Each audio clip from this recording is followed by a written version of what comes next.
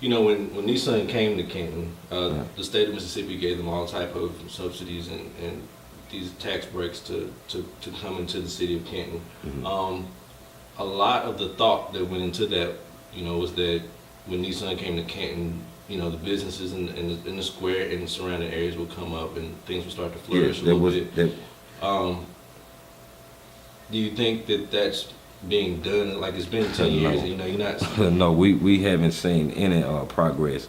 I think the city of Madison has prospered more from the Nissan plant than anybody. They fixed the city of Madison up real nice. Here in Canwell, they haven't built anything. They haven't built anything really here, but we have gotten a Dollar General. We have gotten a Family Dollar, which was already here, which the Dollar General was already here too. Basically, other than that, they haven't built anything here, anything. I looked at, we drove around a couple weeks back, and I saw there's a middle school or high school, Canton Middle School or something. Canton High School. I looked at the track, man. The track is all potholes. It must have been Nichols Middle School. Yeah, because that school, you know, it's been there since, you know, maybe 50s or 60s or something like that. So it's now it's Nichols Middle School, which they have now. I'm not gonna lie, they have opened up.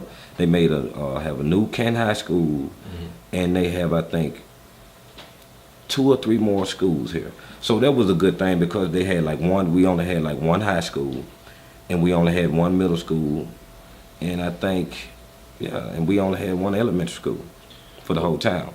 What would you say to as a message to the workers inside that plant there's a large number of them that are fighting to try to organize their co-workers and form the union, but they're met with a lot of things like fear. You know, some of them are scared they're gonna lose their job. Some of them are strong enough to stand up and be a voice. And we're trying to, you know, show them that the community supports them, that the students support them, you know, but it's up to them to get in there and actually make it happen. So as a message to them, kind of what would you say to them? As a message to them, I would say, I know it's hard for a person to try to do something alone, but if you come together, if everybody come together, then it'll be much easier to be less stress on that person. You know, you wouldn't have to face what you had to face alone. Yeah, and then you do have the community. I think the community would be supportive of that because you have a lot of other people that wants to get jobs at the Nissan plant. But you know, it's kind of hard. I'm not gonna say it's too hard to get in there, but you're not gonna work for the Nissan plant. You're gonna work for, you know, a supplier or something. These guys don't work for the Nissan plant. They just work for suppliers and stuff. No, I really don't. I couldn't tell you someone that works for the Nissan plant right now. And I'm from Canton. One problem that I've been seeing in trying to help them organize is that, you know, you need the blacks in the plant and the whites in the plant to all be on the same page. Being here in the South, we keep running into this whole racial division thing, and Nissan or whoever is trying to keep people divided, you know, want to play into all those angles. So I talked to a Caucasian worker from up there, and he said that he sees the NAACP behind this movement for union. He sees Danny Glover did some activism behind, you know, for the union. Our congressman, Benny Thompson, he sees all these black faces, and he feels like this whole union is not for him. Yeah. And we're trying to shape this message to say, you know, this is for all of you guys. Got to come together. Because one thing basically is most of the people that actually work for the Nissan plant, they don't stay around here. It's very simple. I couldn't think of one person right now that I know worked for the actual Nissan plant. So, you know, it's just suppliers and, you know, part-time jobs, and some of them get on full with the temp staff. But, you know, as far as whites and blacks, it's still segregated here in this town. As you can see, like we was talking about on the square and everything, you see most of the white people, they have businesses on the square. Black people have business outside of the square. So it's like there's no need for black people to come on this square. You know? So it's still segregated here in this town very much.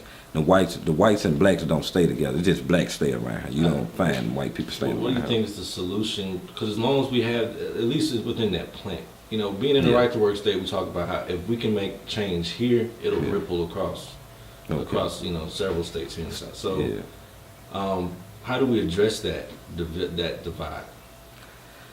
Oh, it's hard, man. You know, this is how I have a lot of white friends. I don't have a problem with white people, but this is the city of Canton. It's not so as much as the racialness doesn't come from the people that stays here in Canton, Madison County.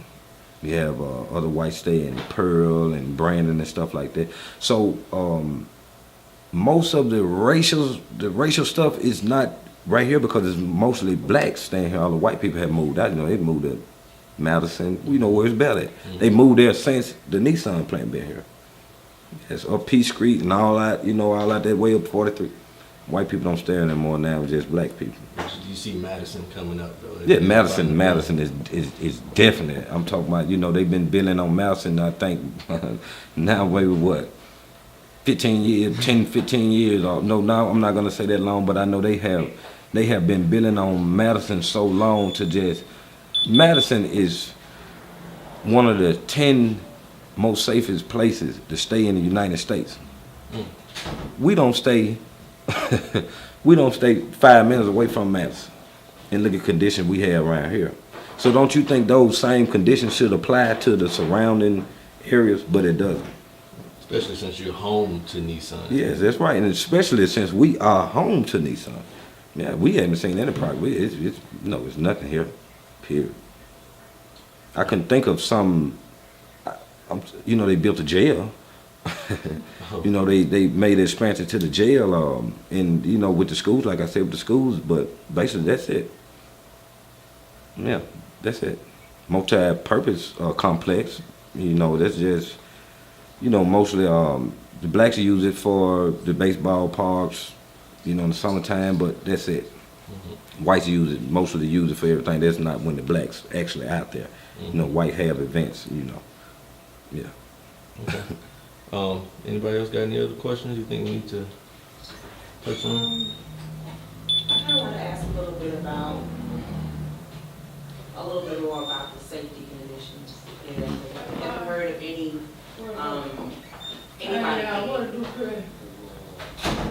being hurt or? Elena, can you come over here so you can talk? Let Elena sit here. No, sit right there. Yeah. And we almost done, man. We get out your way. So you got your business.